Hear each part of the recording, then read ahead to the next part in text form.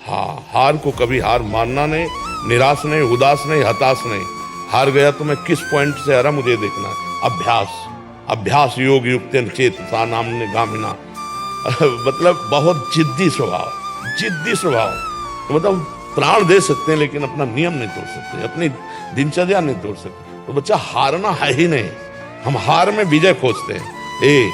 खिलाड़ी का गेंद जब ऐसे नीचे जाता है ना, तो ये ना समझे नीचे गया, वो नीचे से थपक मारेगा तो अपने लक्ष्य पे जाएगा। 1000 बार हारेंगे तो भी हम दौड़ पड़ेंगे अपने लक्ष्य की तरफ। हार कर नहीं बैठ जाएंगे कि यार 1000 बार हार गए अब क्या जीतेंगे। नहीं नहीं, हम हार को जीत में बदलेंगे। ब्रह्मचर्य में अपार सामर्थ्य है, अपार सामर्थ्य है। ये नवीन बच्चे जो ब्रह्मचर्य नष्ट करें बहुत घातक।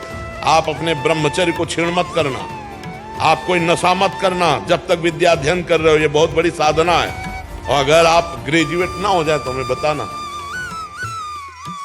आयुष मल्होत्रा जी, राधे राधे राधे महाराज जी।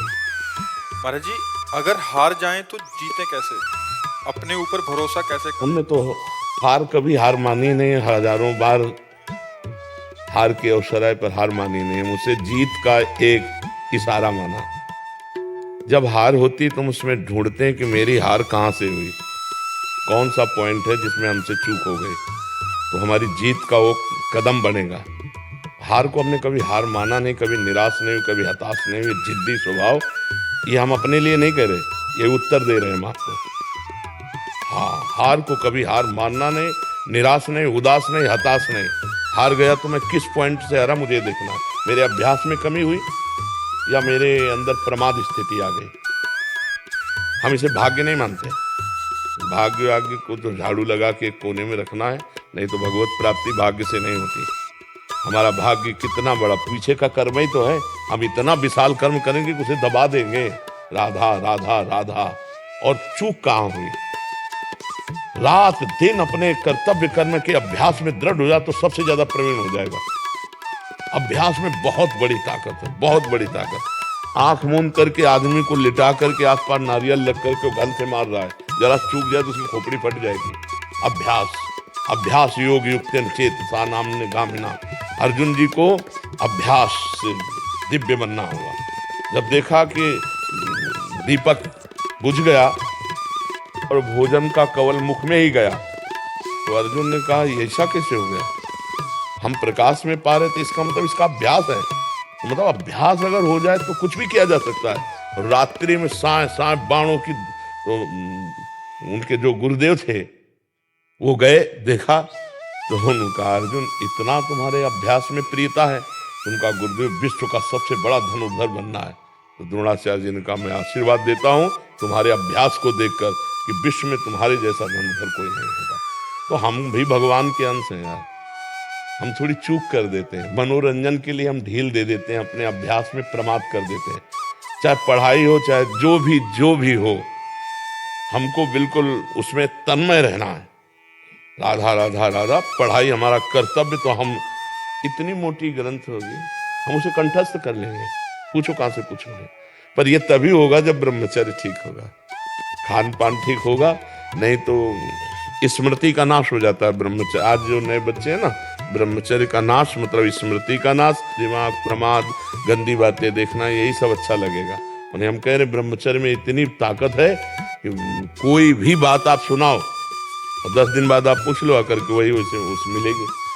तो हमें लगता है कि जैसे शरीर स्वस्थ है और ब्रह्मचर्य हो, तो ये तो बहुत छोटी छोटी किताबें होती, इतने मोटे मोटे ग्रंथ ऐसे पूरे याद हो जाते हैं दिमाग में। एक बार सुनाओ दिमाग में बैठ गए, क्योंकि स्मृति है।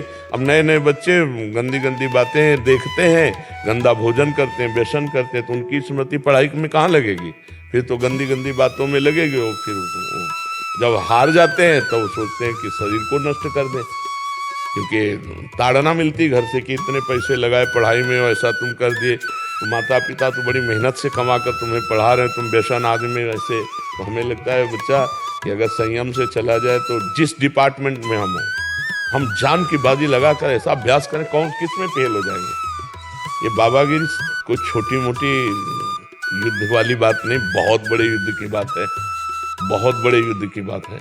ये कोई खिलवाड़ नहीं। जैसे अपने लोग बचपन से आए ना, भूख प्यास गर्मी सर्दी काम क्रोध लोभ मोह मद मत्सर, लोगों की गालियां, सामने से। तो हमें हारना नहीं। हम अपने उदाहरण से कहते हैं, अगर हम आज जरा सा अपने को स्वीकार कर लें कि मैं किडनी फेलियर आदमी हूं, तो उठने लायक नहीं हूं, उठने लायक नहीं। हार नहीं मानी, आज भी हार नहीं मानी। हम अपने समय से देखते हैं, हमें उठाओ, हमें स्नान करवाओ, हमें चलो, ले चलो, हमारी दिनचर्या चलेगी। मतलब बहुत जिद्दी स्वभाव। तो मतलब प्राण दे सकते हैं लेकिन अपना नियम नहीं तोड़ सकते, अपनी दिनचर्या नहीं तोड़ सकते। तब जाकर के ये स्वभाव और श्री जी की कृपा, तो ये आज जो है दिनचर्या चल रही। नहीं तो बच्चा हारना है ही नहीं। हम हार में विजय खोजते हैं।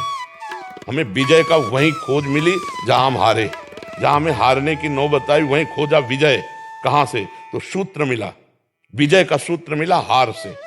तो हार कोई बुरी चीज नहीं है, निराश नहीं होना चाहिए, हमारी और उछाल होगी। खिलाड़ी का गेंद जब ऐसे नीचे जाता है ना, तो ये ना समझे नीचे गया, वो नीचे से थपक मारेगा तो अपने लक्ष्य पे जाएगा। हम सब भगवान के हाथ के बाल हैं, हमको चिंता नहीं करनी है, बस हमें अभ्यास करना है और भगवान का चिंतन करना। कोई भी कार्य ऐसा दुर्लभ नहीं जो हम कर न सके। हम मनुष्य हैं, भगवान के अंश हैं, हमको हारना नहीं। 1000 बार हारेंगे तो भी हम दौड़ पड़ेंगे अपने लक्ष्य की तरफ। हार कर नहीं बैठ जाएंगे कि यार 1000 बार हार गए, अब क्या जीतेंगे। नहीं, हम हार को जीत में बदलेंगे, तभी बात बनती है। नहीं अगर ऐसे तो फिर आदमी बोले ये फसल नष्ट हो गई, हम फेल हो गए, हम हार गए, शरीर छोड़ने से वही 5 स्टार होटल थोड़ी रखा है, या आओ स्वागत है तुम्हारा, भूत प्रेत बनोगे और परेशान होगे। इसलिए बहुत हिम्मत करके, मनुष्य जीवन संघर्ष का जीवन है। हम तुम तो जीव हैं, भगवान के अंश है। जब भगवान राम जी अवतरित हुए तो आप उनके जीवन चरित्र को पढ़िए। सुबह होने जा रहा है राज्याभिषेक, जय जय मचने जा रही हो, सामने के 14 वर्ष का वनवास, और विशेष उदासी, तापस वेश विशेष उदासी, 14 वर्ष राम वनवासी। और क्या क्या कष्ट प्रभु को सहना पड़ा, नंगे पैर प्रभु ऐसे जंगल में जहां कांटे कंकड़, नाना प्रकार के जंगली जंतु, क्या क्या नहीं कष्ट सहा हमारे प्रभु ने। और वहां पे सिया जी का हरण हो जाता है, ये कितना भीषण युद्ध होता है, कैसे तो आप सोचो जब प्रभु का अवतार संघर्ष में, तो हमारा संघर्ष में लेगा। अरे हम भी तो उनके बच्चे हैं। जब हमारे पिता आते हैं तो उनका जीवन कितना संघर्षमय होता है। आप देखो कृष्ण जी का, देखो संघर्ष में अवतार हो रहा है। कंस के कारागार में राक्षसी पहरेदारों के अंतर्गत उस अंधेरी कोठरी में हथकड़ी बेड़ियों से जकड़े हैं वसुदेव और देवकी, वहां पर ब्रह्म परमात्मा का अवतार, जिनका नाम समस्त बंधनों को काट देता है, वो पधार रहे कहा जहां हथकड़ी बेड़ी जकड़ी है। फिर देखो तुरंत चैन नहीं, इतने बालक जो हुए वो तो कंस ने मार डाले, अब इतने श्याम सुंदर को कम से कम भर नेत्र देख ले तो भय लग गया कि इतने सुंदर बालक को कहीं कंस मार दिया। तो बोले प्रभु हम आपसे इस बात की प्रार्थना करते कि हमारे इस भय को दूर करो। तो बोले भयभीत हो तो गोकुल छोड़े आओ। अपने प्राण प्यारे सर्व सुंदर बालक को दूसरी जगह छोड़ने के लिए विवश होना पड़ा। अब देखो भगवान वहां कितने दिन टिके ब्रज में, प्रगट लीला में 11 वर्ष। मथुरा से द्वारिका, क्या क्या जो ही मथुरा पहुंचे तो कंस का वध कर दिया था। तो कंस का ससुर था वो जरासंध, अरे 21 अक्षौणी सेना लेकर के, महाभारत में तो 18 अक्षौणी, 21 अक्षौणी सेना लेकर के 17 बार आया। फिर काली अवन आया, 18वीं बार भगवान भागे थे रणछोड़ भगवान, क्योंकि काली अवन को मरवाना था मुचकुंद के हाथ से। फिर सरकार का अंतिम जो लीला हुआ बाण संधान करके। तो आप सोचो जब भगवान अवतरित हो रहे तो इस संसार में उनको संघर्ष सहना पड़ा, तो हम तुमको सहना पड़े। हमारे तुम्हारे सामने तो इतने संघर्ष है नहीं, आराम से खूब बुद्धि को भगवान में लगाते हुए संघर्षों से लड़ना है। हमें ये नहीं सोचना हाय हाय क्यों विपत्ति आ गई, नहीं, विपत्ति आई तो हमको उससे गुजरना है, हमको उससे निपटना है। भगवान ने यही अवतार लेकर के सिखाया है, हम धैर्यवान बने, बुद्धिमान बने। पर इसके लिए भगवान का भजन चाहिए, भजन नहीं है तो फिर रुपया पैसा से धैर्य नहीं आता है। ये विवेक रुपया पैसा से बाजार में नहीं मिलता, ये सत्संग और भजन से प्राप्त होता है। विपत्ति, दुख और हार को बर्दाश्त करके आगे बढ़ने का जो उत्साह मिलता है वो अध्यात्म से मिलता है, वो लौकिकता में नहीं। महाराज जी ये प्रश्न इन्हीं का नहीं है, आजकल के नए बच्चे जो पढ़ रहे हैं या किसी परीक्षा के लिए तैयारी कर रहे हैं या कहीं आर्मी में भी होना है, महाराज जी क्या इतना प्रयास कर लेते हैं तो सक्सेस मिलता नहीं है, फिर उसके बाद बहुत निराशा। हम ये कहते हैं प्रयास में सफलता है। हमारी बात हर विद्यार्थी अगर मान ले, हमें फिर इसका उत्तर दे।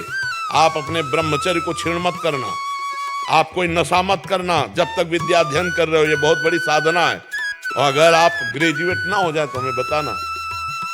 लेकिन 13-13, 12-12 वर्ष के बच्चे कुसंग के कारण, मोबाइल के कुसंग के कारण गंदे गंदे क्रियाएं करने लगे, गंदे गंदे आचरण करने लगे। अब ये फेल नहीं होंगे तो क्या होंगे? नहीं तो हमारी एक केवल बात समझ लें, ब्रह्मचर्य छीन होने मत देना और कोई नशा मत करना। फिर आपको देखो अपने आप ब्रह्मचर्य आपको पढ़ाई में न लगा दे तो बताना।